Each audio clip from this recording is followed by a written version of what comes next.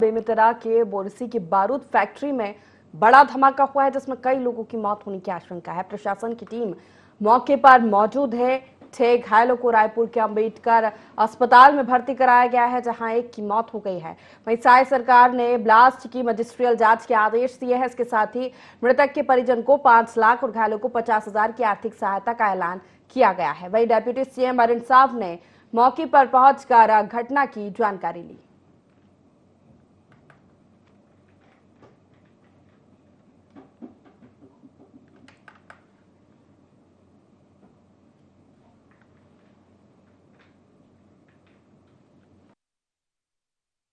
बेमेतरा जिला के बोरसी गांव में जो बारूद फैक्ट्री हुई है, उसमें एक दुर्घटना हुई है। दुर्घटना स्थल का मैंने मुआवना किया है प्रशासनिक अधिकारियों के साथ। एक बड़ी ब्लास्ट की घटना हुई है और अभी जो परिस्थितियां है, एसडीआरएफ की टीम आ गई है, प्रशासन की पूरी टीम आ गई है। राहत और बचाव कार्य प्रशासन की पूरी टीम कर रही है। एक व्यक्ति का दुखद निधन इस घटना से हुआ है। कुछ घायल हुए हैं जो मेकाहारा में और एम्स में उनका इलाज चल रहा है। एसडीआरएफ की टीम मलबे को हटाने का काम प्रारंभ कर चुकी है और यहाँ पर राहत और बचाव काम जारी है। माननीय मुख्यमंत्री विष्णुदेव साय जी लगातार हम लोगों से संपर्क में हैं और यहाँ के राहत और बचाव कार्य की सतत जानकारी ले रहे हैं। सरकार की ओर से घटना में मृतक परिवार को 5 लाख रुपए की मुआवजा, घायलों के लिए 50,000 रुपए, इलाज की पूरी व्यवस्था सरकार की ओर से होगी। जो फैक्ट्री के मालिक हैं, उनके तरफ से भी पहल हो रही है कि वो उचित मुआवजा दें। श्रम कानून की तरफ से भी जो मुआवजा श्रमिकों को मिलना है वह भी सुनिश्चित किया जाएगा। मजिस्ट्रियल इंक्वायरी का भी आदेश कर सरकार की ओर से निर्णय किया गया है कि मजिस्ट्रियल इंक्वायरी करेंगे। विस्तृत इंक्वायरी होगी और इंक्वायरी में जो तथ्य पाए जाएंगे उसके हिसाब से कार्यवाही होगी। तो बेमेतरा में फैक्ट्री में ब्लास्ट हुआ है, आज कई लोग घायल है।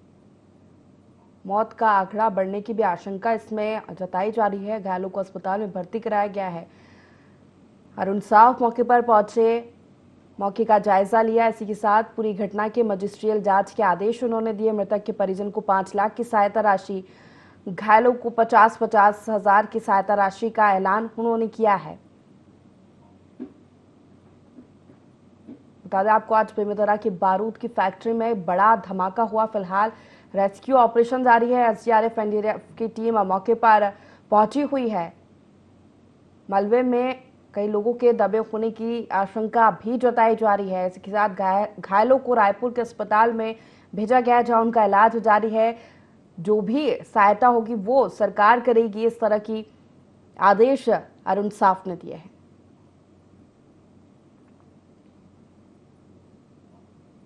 मौके पर प्रशासनिक अधिकारी, आला अधिकारी मौजूद है, टीम मौजूद है जो रेस्क्यू ऑपरेशन में लगातार जुटी हुई है। मलबे में कई लोगों के दबे होने की आशंका जताई जा रही है। घायलों का इलाज रायपुर में अस्पताल में जारी है। मजिस्ट्रियल जांच के आदेश दे दिए गए हैं इस पूरे ही मामले पर। और सीधा रुक करेंगे, हमारे साथ राहुल अग्निहोत्री मौके से जुड़ गए। राहुल, क्या कुछ अपडेट है? बताया जा रहा है कि रेस्क्यू ऑपरेशन अभी भी जारी है। मलबे में कई लोगों के दबे होने की आशंका जताई जा रही है, क्या अपडेट्स?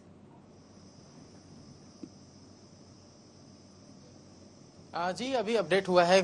बताएं कि जो अरुण साव जी हैं वो यहाँ पहुंचे थे, छत्तीसगढ़ के उप मुख्यमंत्री। उसके साथ अभी बता दूं तो जो खाद्य मंत्री है दयाल दास बघेल, वो भी यहाँ पर पहुंचे हैं। पीछे दिखाना चाहूंगा, वहां पर जो अधिकारियों के साथ चर्चा करते हुए नजर आ रहे हैं। अब इस पूरे क्षेत्र को प्रतिबंधित कर दिया गया है। यहाँ पर आम लोगों के साथ साथ जो मीडिया कर्मी हैं उनको भी जाने से रोक दिया गया है। तो आप वहां पर देख सकते हैं कि जो मंत्री हैं वो यहाँ पर पहुंचे हुए हैं और लगातार इस क्षेत्र का दौरा करते हुए जो बीजेपी के नेता है वो नजर आ रहे हैं। साजा के विधायक ईश्वर साहू पहुंचे थे, उप मुख्यमंत्री अरुण साव पहुंचे थे और अब दयाल दास बघेल पहुंचे हैं। और अगर घटना की बात करें तो जेसीबी लगातार कार्रवाई करते हुए नजर आ रही है, जहां पर 2 जेसीबी यहां पर लगाई गई है और लगातार मलबे को हटाने का काम किया जा रहा है। और साथ ही जैसे बताया गया था कि जो फायर ब्रिगेड की लगभग जो 12 गाड़ियां हैं वो यहाँ पर पहुंची थी और उन 12 गाड़ियों से पानी डालने का काम जो यहाँ पर किया जा रहा था। अब देखा जाए तो एक अपडेट धीरे धीरे आया है कि जो केमिकल का रिसाव हो रहा था वो अब लगभग थम चुका है, क्योंकि लगातार जो फायर ब्रिगेड है उसे पानी डालने का काम वहां पर किया जा रहा है। साथ ही मलबे को हटाने के लिए जेसीबी लगातार जो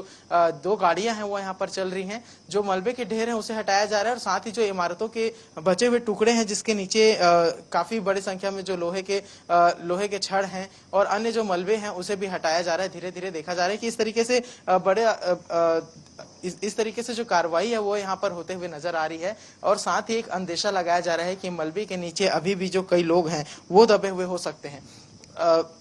अरुण साव जब यहाँ पर पहुंचे थे तो उन्होंने एक आंकड़े की पुष्टि की थी कि यहाँ पर जो एक व्यक्ति है उसकी मृत्यु हुई है, लेकिन जो स्थानीय लोग हैं वो अभी भी कहते हुए नजर आ रहे हैं कि बड़ी संख्या में जो लोग हैं वो यहाँ पर दबे हुए हो सकते हैं। लगभग 8 से 10 लोगों की यहाँ पर मृत्यु की आशंका जताई जा रही है। और साथ ही मैं आपको बता दूं कि जो यहाँ पर जो मृतकों के शरीर हैं वो साबुत प्राप्त नहीं हो सकेंगे, क्योंकि जो मांस के चिथड़े हैं वो यहाँ पर पूरी तरीके से जो चिथड़े के रूप में शरीर है वो यहाँ पर गिरा हुआ दिख रहा है। और अगर मलबे की बात करें तो यदि मलबे के अंदर दबा भी होगा तो साबुत जो शरीर है वो प्राप्त नहीं हो सकेगा, जो परिजनों के लिए काफी ज्यादा पीड़ादायक एक जो जानकारी है वो निकल करके सामने आ रही है। और जो घायलों को जिन्हें एम्स ले जाया गया उनके बारे में कहा जा रहा है कि जो घायल थे, जो बचे हुए थे, दूर थे फैक्ट्री के मलबे से, जिन्हें जो विस्फोट के बाद जो फैक्ट्री के मलबे का जो छिटका उससे जो थोड़ा बहुत चोट आया उन लोगों को लेकर के रायपुर में रिफर किया गया है। लेकिन स्थानीय जहां कर बात करें, जो इस क्षेत्र में जिस तरीके से घटना घटी है, जो विस्फोट के समय वहां पर कर्मचारी जो मौजूद थे वो पूरी तरीके से मृत हो चुके हैं। ऐसी जो जानकारियां हैं वो निकल के आ रही है। छत्तीसगढ़ सरकार की तरफ से जो मृतक हैं उन्हें 5 लाख रुपए देने की बात की गई है और साथ ही जो घायल हुए हैं उन्हें 50,000 रुपए की सहायता राशि के साथ साथ जो स्वास्थ्य की व्यवस्था है वो छत्तीसगढ़ सरकार करेगी। तो लगातार देखा जा रहा है कि जो मामला है उसे लेकर के लगातार जो छत्तीसगढ़ सरकार है उसके मंत्री नेतागण यहाँ पर पहुंचते जा रहे हैं। बिल्कुल राहुल, जिस समय यह हादसा हुआ उस समय फैक्ट्री में कितने लोग हो सकते थे, इस तरह की कोई जानकारी निकलकर सामने आई है? जी प्रेषिता, मैं आपको बता दूं कि पूरे फैक्ट्री में लगभग 800 से अधिक कर्मचारी कार्यरत हैं और जिस समय ये घटना घटी वो सुबह लगभग 7:45 बजे का समय था, जिस समय कहा जाता है कि जो शिफ्टिंग है वो चेंज होती है। तो 8 से 12 कर्मचारी जो इस इमारत में काम करते थे उनकी शिफ्टिंग हो रही थी और उसी दौरान जो है जो कर्मचारी का शिफ्टिंग हो रहा था, जो पहले से जो रात भर ड्यूटी किए हुए थे वो जा रहे थे, उनकी जगह नए लोग जो आ रहे थे, उसी दरमियान जो है ये विस्फोट हुआ है। तो अंदेशा लगाया जा रहा है कि 8 से 10 लोग हो सकते हैं, या फिर दूसरा अनुमान यह लगाया जा रहा है कि या तो पहला कि 8 से 10 लोग हो सकते हैं, या दूसरा अनुमान यह लगाया जा रहा है कि अगर शिफ्टिंग के समय जो दूसरे शिफ्ट के मजदूर भी अगर वहां पर पहुंचे होंगे तो बड़ी संख्या में जो ये आंकड़ा है वो लगभग 20 तक के पहुंच सकता है। तो ऐसे जो 2-3 अनुमान है वो यहाँ पर मौजूद लोगों के द्वारा लगाया जा रहा है। और साथ ही जो विस्फोट की बात बताऊं तो जो घटना जब घटी तो यहाँ से 15 किलोमीटर दूर गाँव में जो रहने वाले लोग थे वो बताते हैं कि जब विस्फोट हुआ तो उन्हें ऐसा प्रतीत हुआ मानो उनके घर के सामने ही विस्फोट हुआ हो। तो इस बात से अंदाजा लगाया जा सकता है कि विस्फोट था वो कितने बड़े स्तर का था, कितने बड़े पैमाने पर जो विस्फोट हुआ होगा, इसका अंदेशा हम लगा सकते हैं। और साथ ही मैं बता दूं कि जो परिजन हैं वो बड़ी संख्या में फैक्ट्री के बाहर अभी भी मौजूद हैं। सुबह से ही जो फैक्ट्री संचालक है उसके लिए आक्रोशित थे और साथ ही अभी भी मौजूद हैं, जो न्याय की गुहार है उनके द्वारा लगाई जा रही है। और एक बड़ी जानकारी और निकल करके सामने आई है कि 1 हफ्ते के लिए जो ये फैक्ट्री है उसे सीज कर दिया गया था। कारण बताया जा रहा था कि जिस तरीके से नियमों की अनदेखी करके जो फैक्ट्री उसका संचालन किया जा रहा था, जिसको लेकर के लगातार शिकायतें प्राप्त हो रही थी और उसके बाद एक्शन लेते हुए इस फैक्ट्री को 1 हफ्ते के लिए बंद कर दिया गया था। लेकिन उसके वो जो मामला है उसे समेटते हुए फैक्ट्री फिर से संचालित की जा रही थी। अब जो जांच की टीम है, मजिस्ट्रियल जांच की जो टीम बैठाई गई है वो सभी तथ्यों पर जांच करेगी